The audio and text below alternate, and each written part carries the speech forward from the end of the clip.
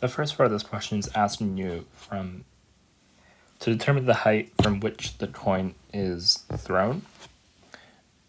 And so if we think about what that would mean, it would mean that you're determining the height when, so this is when t equals 0, because we know that the initial time is at 0.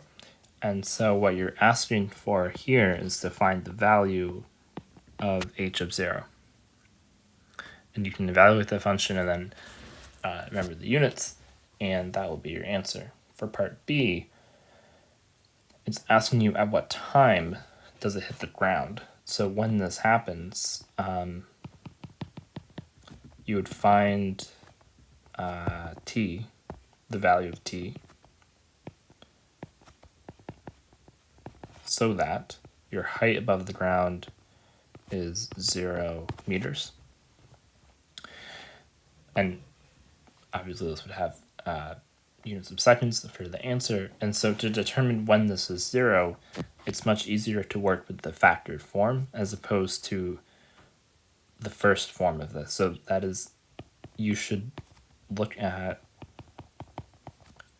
solving for t in this situation. And here we will be learning this in chapter 3, but you can use the property that if this equals 0, then one or both of these terms actually must be 0. So from here you have two cases. You have the case when the first term is 0, and then you have the case where the second term is 0.